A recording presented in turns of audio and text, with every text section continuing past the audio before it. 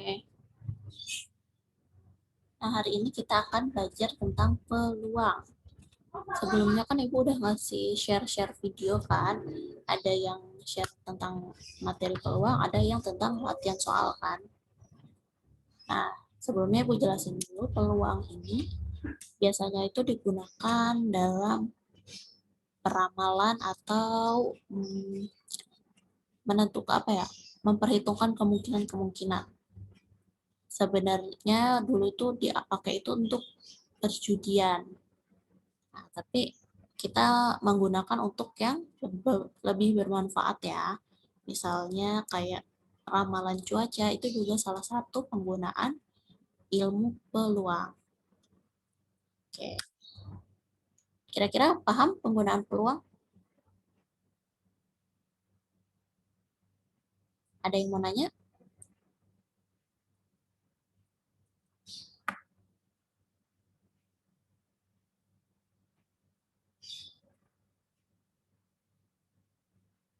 Lanjut? Lanjut, Bu. Oke. Lanjut, Bu.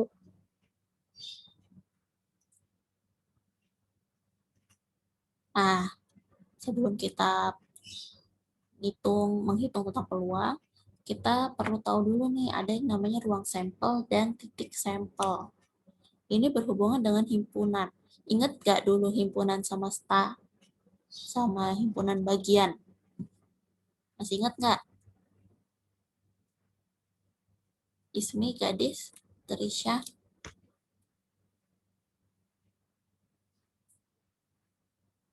Titis, Sinta, Monica, Adinda, ada yang ingat? Waktu kelas 7 sama Bu Arista ya, dijelaskan tentang himpunan semesta dan himpunan bagian. Ingat nggak? Udah lupa Enggak. ya? Iya. Oke. Ingat gak? Ingat. Kayak ada yang ingat, Dikit. ada yang udah lupa. Nah, misalnya di sini ada sebuah himpunan semesta.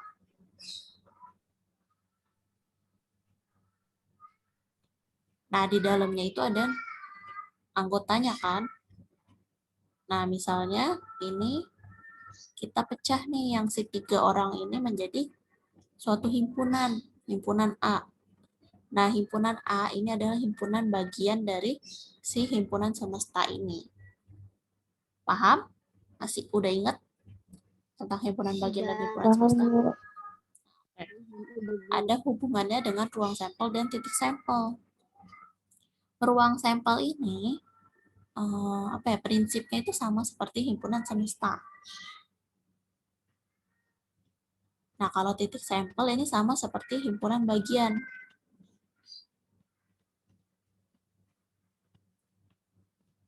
Nah, jadi kalau di pengertiannya ruang sampel itu adalah himpunan semua kejadian. Kalau titik sampel ini hanya himpunan yang memiliki syarat tertentu aja. Misalnya nih, kita lanjut ya ke dadu. Tahu dong dadu bentuknya apa? Persegi. Ya, persegi atau dia itu kan bangun ruang ya. Bentuknya adalah Kubus. kubus. Nah, nanti misalnya di sisi sini satu kan titiknya. Dia kan titik gitu kan, di sini nanti 2 gitu kan. Terus nanti di setiap sisinya ada titik-titik yang menandakan nilai tertentu. Nilainya berapa aja? 1, 2, 3, 4, 5, 6. Ya, sebuah dadu itu ada 6 angka. Mulai dari 1 sampai 6, ya kan? Nih, pada sebuah dadu, itu dia punya angka 1, 2, 3, 4, 5, dan 6. Nah, ini adalah ruang sampelnya. Ruang sampel pada satu dadu itu artinya ada berapa? 6. Ada 6. Oke. Nah, untuk ruang sampel itu kan artinya kalau ada soal, ditanya misalnya nih, peluang kalian ngocok dadu, terus ditanya peluang muncul angka 3. Nah, pertanyaan peluang muncul angka 3 itu adalah titik sampelnya. Artinya syaratnya itu harus angka 3. Pada ruang sampel dadu ini, pada dadu, angka 3 itu ada berapa?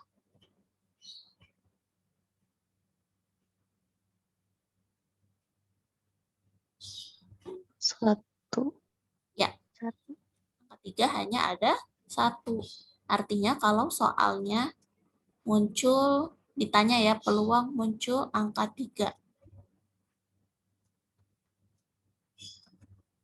Saat pengocokan dadu ya, ruang sampelnya itu 6, dan titik sampelnya tadi berapa?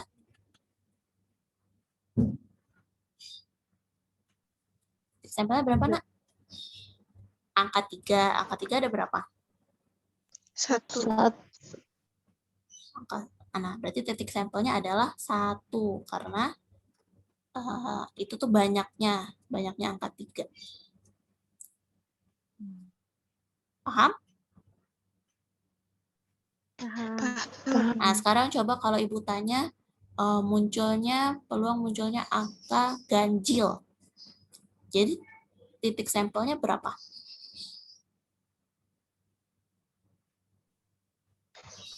Tiga. Oh, kalau angka ganjil, titik sampelnya ada 3. Karena angka ganjil tuh berapa aja, Nak? 1, 1, 2, 5, 1, 3, 5. Ya. Ruang sampelnya berapa? 6. Ya, ruang sampelnya tetap 6 ya, karena soalnya itu konteksnya adalah dadu. Oke, sampai sini paham ya? Paham. Mudah kalau 1 dadu. Nah, sekarang nanti ada soal tentang konteks 2 dadu. Artinya kalau 2 dadu itu kan yang muncul angkanya 2 kan? Karena nanti dadunya ada 2. Nah, misalnya di sini 1-nya, di sini 2-nya. Nah, kalau untuk angka dadu, untuk 2 dadu itu namanya pasangan angka. Nih, contohnya ini adalah tabel yang ini ya. Ini tabel ini untuk dadu yang 1, ini dadu 2. Nah, mereka itu nanti munculnya pasangan angka. Jadi misalnya dadu pertama yang muncul itu 2, terus dadu yang kedua itu 1. Artinya pasangan angka yang muncul adalah 2 dan 1. Nah, pertanyaannya nanti hampir sama seperti yang 1 dadu. Kalau yang tadi kan Ibu tanya misalnya angka ganjil. Nah, nanti dia kadang-kadang ada pertanyaan jumlah angka yang muncul adalah 4. Yang mana aja yang jumlahnya 4 pasangan angkanya?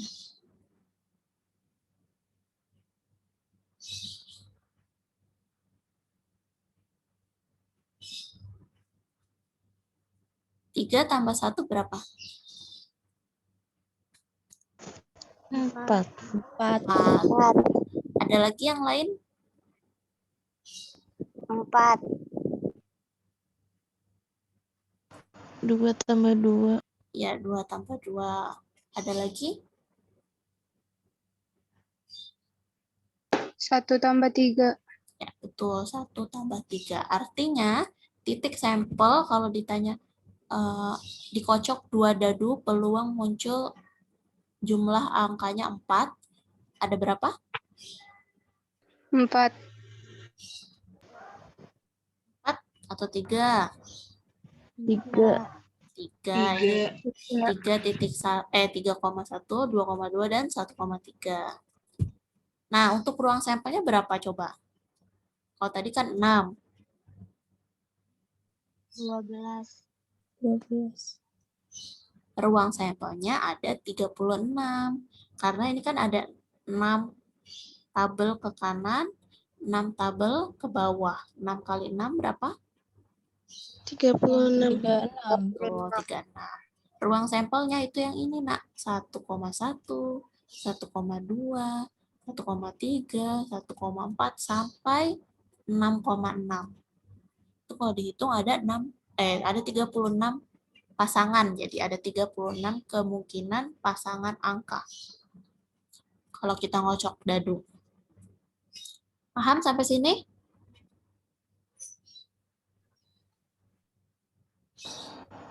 Paham. Paham. Oke, lanjut. Lanjut ya. Iya. Iya, Bu. Nah, kalau tadi dadu, sekarang uang koin. Uang koin itu kan ada dua sisi ya. Satu sisi itu angka, misalnya 100 rupiah. Satu sisinya tuh gambar burung ya. Burung Garuda gitu kan. Ibu nggak bisa gambar lagi. Kira-kira gitu ya.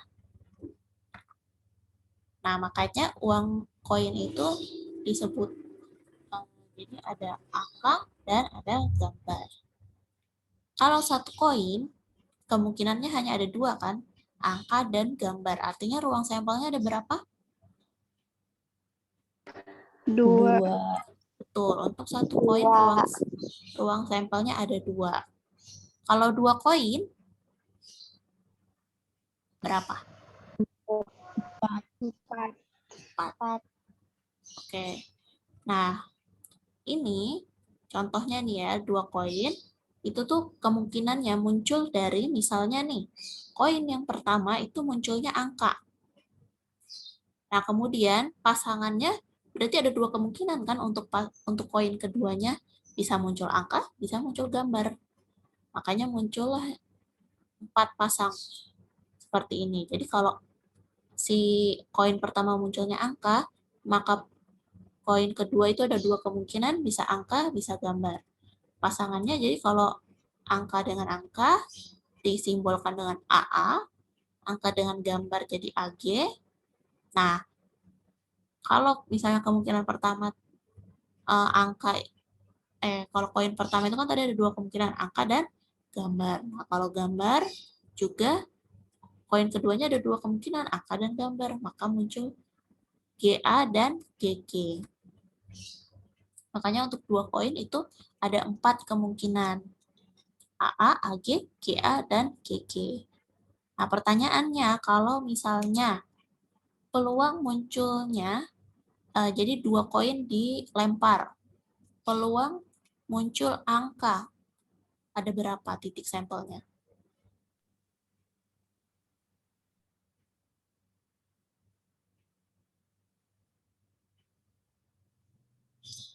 Yang ada huruf A-nya ada berapa?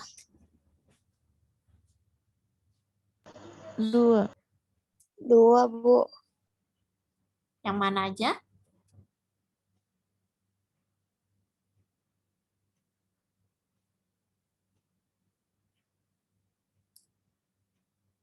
Yang mana aja, Nak, yang ada angkanya?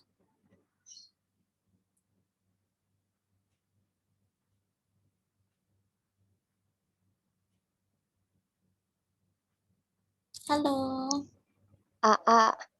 AA, terus AG. AG. Ada lagi? GA. GA. GA. Berarti ada berapa dong? 3. 3. Artinya kalau misalnya dua koin dilemparkan, kemungkinan muncul angka pada pelemparan itu ada 3. Tapi kalau misalnya pertanyaannya, peluang muncul keduanya angka, berapa titik sampelnya? 1. 1. Hanya AA saja ya. Nah, begitu juga dengan 3 koin ya. Prinsipnya sama seperti 2 koin.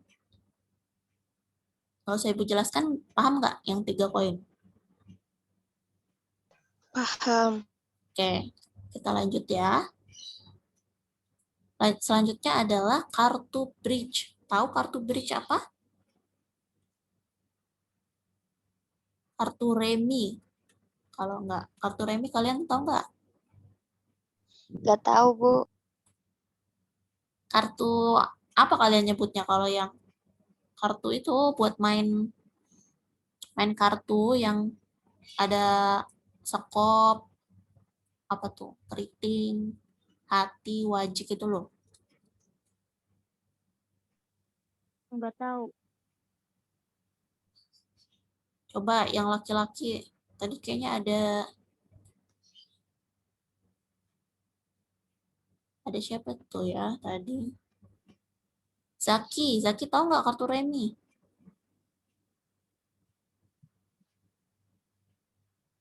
Zaki?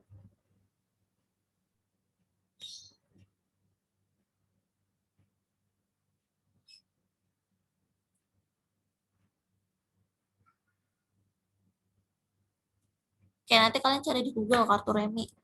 Yang ada gambar Jack, Queen, King itu loh. Yang kalau angka itu ada 2 sampai 10.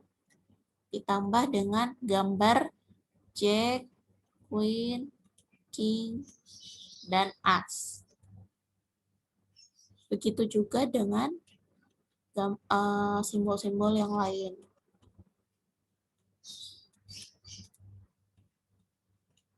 Ya ada 4 simbol, hati, diamond ini, atau ada yang nyebut wajik, kemudian sekop, dan keriting.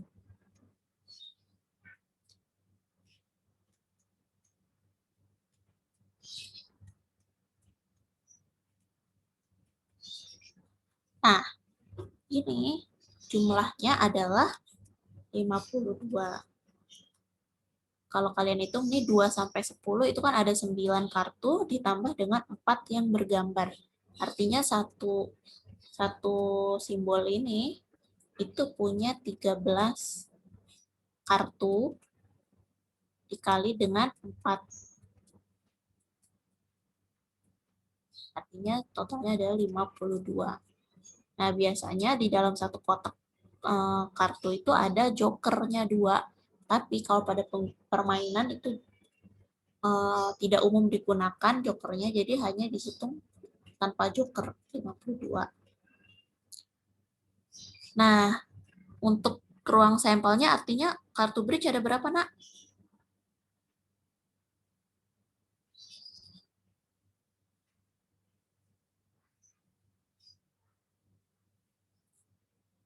Halo?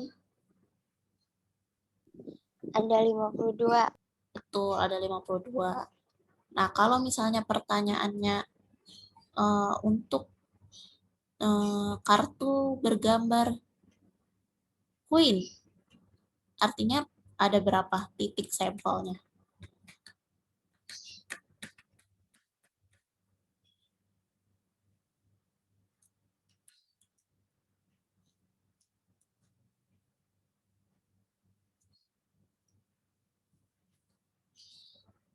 Suara ibu lancar nggak? Atau di kalian error, nge-lag? Lancar, Bu. Oke, kalau titik sampel tadi jadi berapa? Kalau pertanyaannya, kalian suka lihat kan kayak trik-trik sulap gitu kan, kayak misalnya kartunya dikocok, terus nanti kalian diminta ngambil salah satu kartu secara acak gitu. Nah, peluang kalian mengambil kartu bergambar Queen dengan lambang apapun itu berapa titik sampelnya? 4. 4, betul. Karena Queen itu ada 4. Paham sampai sini untuk kartu bridge? Paham. Paham. Ini untuk hati dan diamond ini warnanya merah ya. Kalau yang ini hitam. Jadi mungkin nanti ada pertanyaan misalnya peluang terambilnya kartu angka berwarna merah. Artinya ada berapa titik sampelnya, Nak?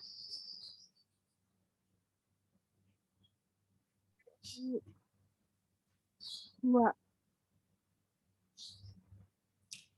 2. Ada yang lain? 2.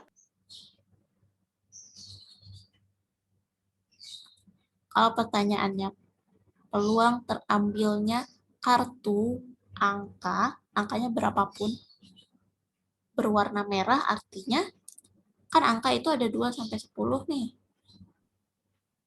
Artinya kan ada 9 nih untuk satu gambar hati. Nah, merah itu kan ada hati dan diamond. Artinya 9 dikali 2. Artinya titik sampelnya ada 18. betul Sinta. 18. Ada 18. Sampai sini paham? Paham, Bu. Oke. Kita lanjut ya. Nah, kalau tadi itu kita baru menentukan ruang sampel dan titik sampel. Nah, selanjutnya kita akan menghitung peluangnya. Peluang ini juga ada 2. Peluang empirik dan peluang teoritik. Ibu bahas peluang empirik dulu ya. Kalau peluang empirik, itu perhitungannya berdasarkan percobaan yang telah dilakukan secara berulang kali. Nah, data ini yang diperoleh ini akan bersifat valid. Jadi, untuk perhitungannya, itu ini frekuensi relatif itu sama saja dengan peluang empirik ya. Bisa disebut peluang empirik, bisa disebut dengan frekuensi relatif. Nah, perhitungannya adalah banyaknya kemunculan kejadian A dibagi dengan banyaknya percobaan. Banyaknya kemunculan kejadian A ini tergantung ya apa yang diketahui pada permasalahan atau soalnya. Oke. Ibu lanjut ya. Ada yang mau ditanya?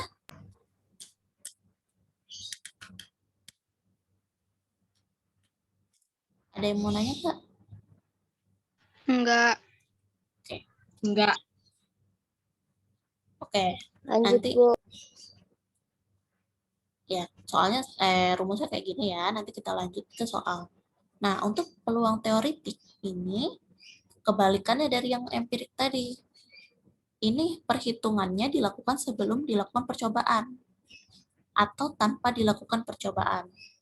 Jadi ini hanya membayangkan aja gitu. Kira-kira seperti apa kejadiannya. Nah, rumusnya itu nggak jauh beda sih. Tapi kalau di sini tuh diketahuinya adalah titik sampel dibagi dengan ruang sampel. Tadi kan udah belajar kan titik sampel apa, ruang sampel apa. Jadi ingat kalau peluang itu titik sampel dibagi dengan ruang sampel.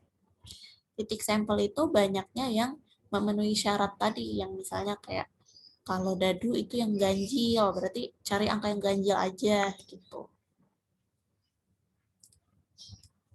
Nah, kalau tadi kan, ini kan setelah dilakukan percobaan secara berulang kali ya. Nah, kalau teoretik ini kan hanya membayangkan aja kayak kira-kira nanti kejadiannya seperti ini gitu. Nanti kira-kira peluangnya berapa. Nah, jadi kadang-kadang tidak dilakukan percobaan juga. Nah, kadang-kadang mereka tuh juga menghitung frekuensi harapan namanya. Kira-kira nih, kalau misalnya dilakukan percobaan sebanyak 100 kali dengan peluang yang telah diketahui, harapannya tuh frekuensinya yang muncul tuh berapa. Itu namanya perhitungan frekuensi harapan. Jadi, peluang dikali dengan banyaknya percobaan. Tapi ini bukan setelah dilakukan percobaan ya, jadi hanya kira-kira nanti kalau setelah 100 kali percobaan peluangnya tuh akan berapa seperti itu. Nah, kita lanjut ke soal. Ini contoh soal ada yang pertama. Coba bisa nggak Ibu minta tolong Zaki baca soalnya? Zaki.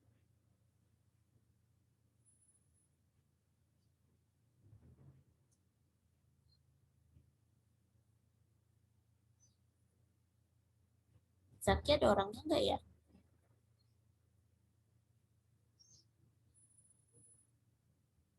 Oke, kalau gitu Ibu minta tolong yang lain ya.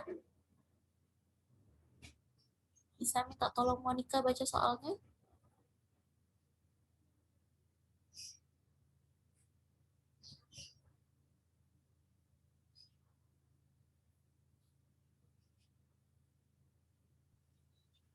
Suatu koin dilempar sebanyak 100 kali.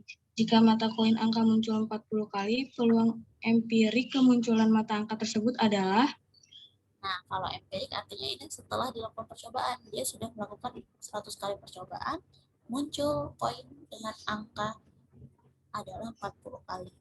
Untuk menghitung peluangnya, apa tadi masih ingat nggak rumusnya apa? Frekuensi relatif.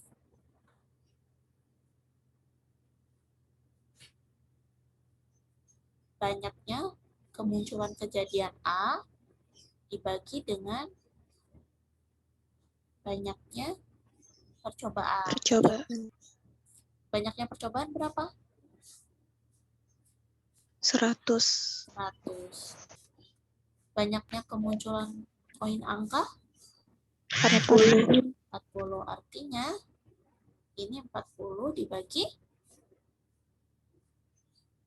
100 ya. Ada jawabannya?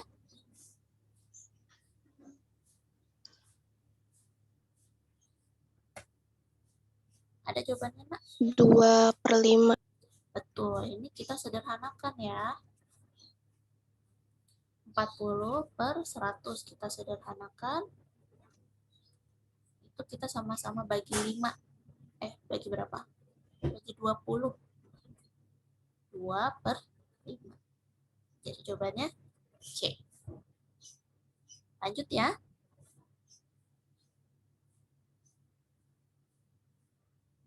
Lanjut. Nomor 2.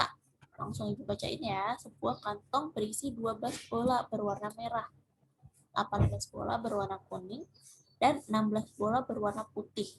Peluang terambil bola berwarna kuning adalah, nah ini soalnya adalah peluang teoritik.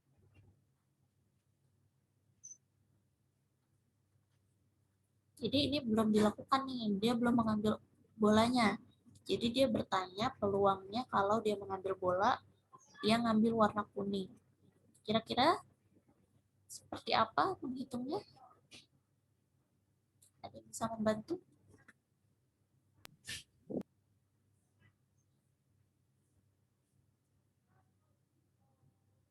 Syaratnya apa syaratnya? Harus apa?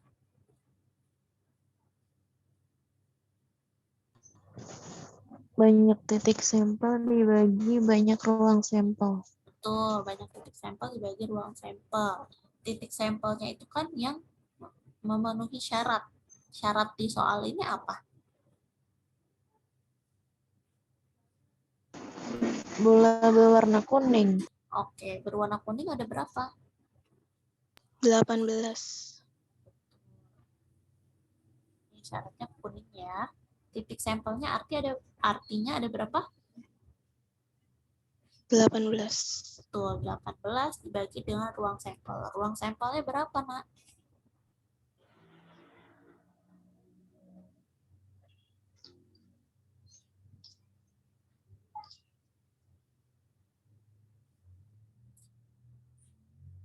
Ruang sampel itu semua bola yang ada di dalam kantong.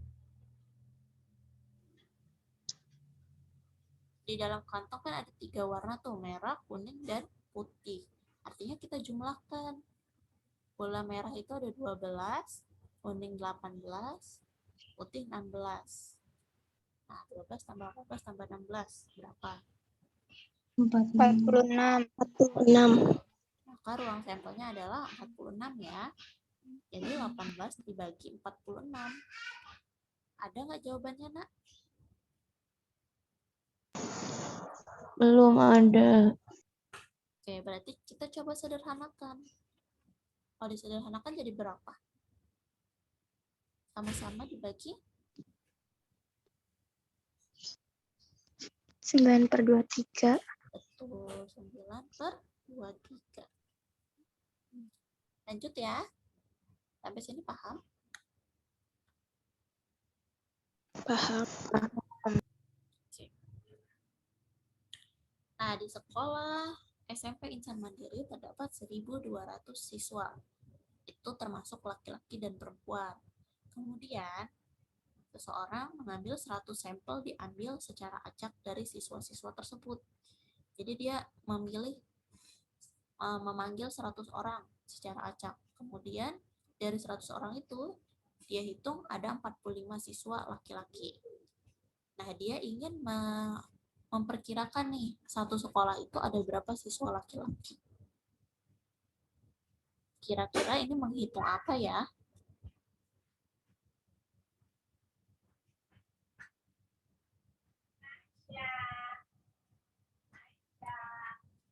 Ada yang tahu? Frekuensi harapan. Betul. Titis, ini menghitung frekuensi harapan.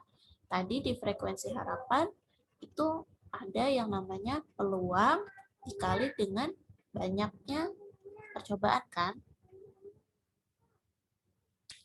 Nah, artinya kita harus mencari dulu nih peluang siswa laki-laki. Berapa peluang banyaknya siswa laki-laki?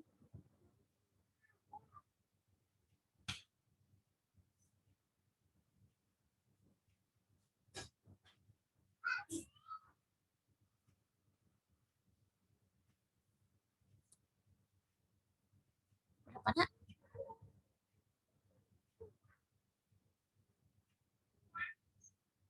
Banyak siswa laki-laki ada berapa? 45. Betul, siswa laki-laki ada 45 siswa.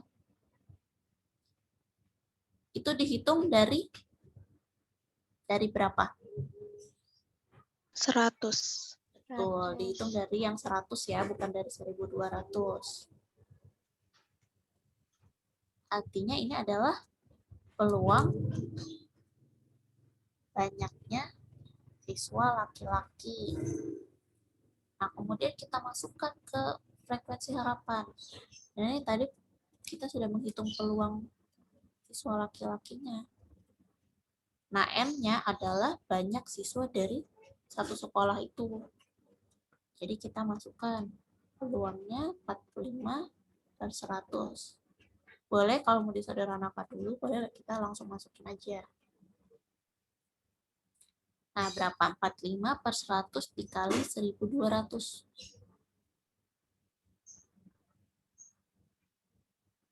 540. Ya, 540. Ini pertama-tama 100-nya kita coret dulu nih dengan 0 1.200. Kemudian 45 dikali 12 itu hasilnya 500. Jawabannya apa?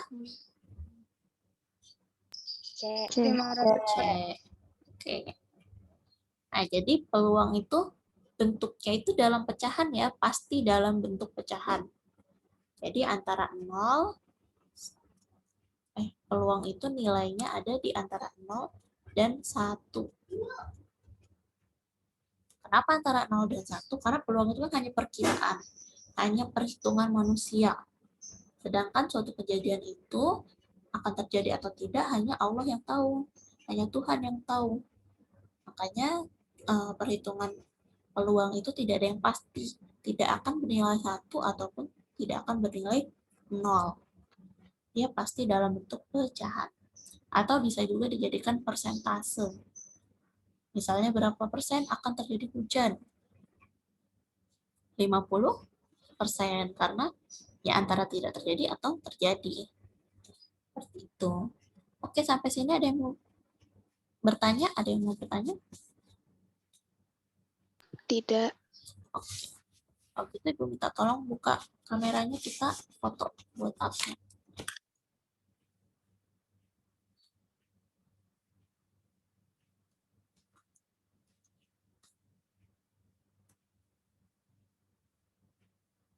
Gadis, Safira,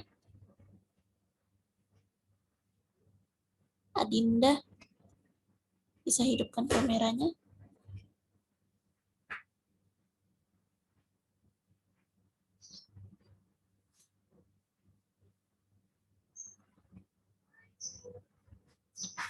Oke, sekian ya pembelajaran hari ini. Nanti kita lanjutkan lagi di minggu depan. Terima kasih ya yang sudah mengikuti Zoom Ibu hari ini. Ibu tutup dengan mengucapkan hamdalah.